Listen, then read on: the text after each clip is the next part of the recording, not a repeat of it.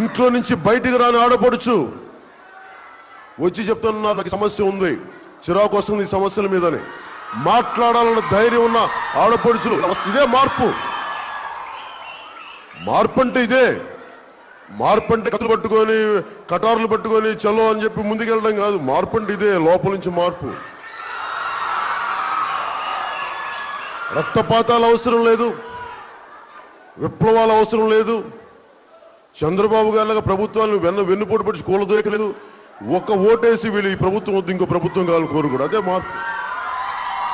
రేపు పొద్దున జనసేన ప్రభుత్వం వచ్చిన తర్వాత కూడా పవన్ కళ్యాణ్ తప్పు చేసి పవన్ చొక్కా పట్టుకుని అడగాలి, ఎందుకంటే వీళ్ళు మాట మాట్లాడి ఎందుకు చేయలేదని.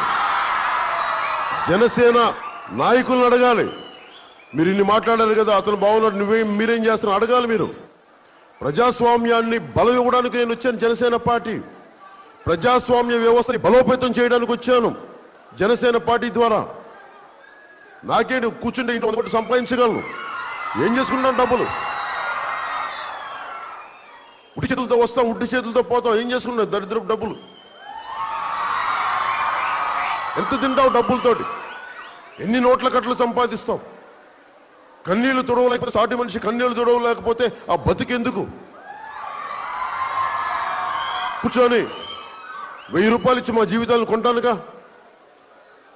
మాట్లాడితే కూర్చోబెట్టిందాక 1,00,000 రూపాయలు ఒక ఇంటికి ఇవ్వడానికి 6 విడతల్లో ఇస్తారా మీరు? 10,000 15,000 ఎప్పుడు కట్టారు ఇల్లు? అది ఏదైనా కావాలంటే అక్కడ మన ఎలక్ట్రికల్ పోల్ పోతే ఎలక్ట్రీషియన్ వచ్చేస్తాడు, అంతేగాని లోకేష్ వచ్చేస్తాడు స్విచ్లు, చంద్రబాబు గారు వచ్చేస్తాడు స్విచ్లు. మాట్లాడితే మేం చేసామని మాట్లాడుతూ పని చేయండి. రేపు వాళ్ళ నుంచి మొత్తం వీధుల్ని ఊడ్చేయమని చెప్పండి వచ్చి. మళ్ళీ పాత్రలు కడిగేయండి అమ్మా, మేము కడుక్కోలేకపోతున్నాం. అప్పుడు మేము నమ్ముతాం. మీ ఇంట్లో వంటలు, మీ ఇంట్లో పాత్రలు కడిగాం, మీ ఇంట్లో అంట్లు దోయాం.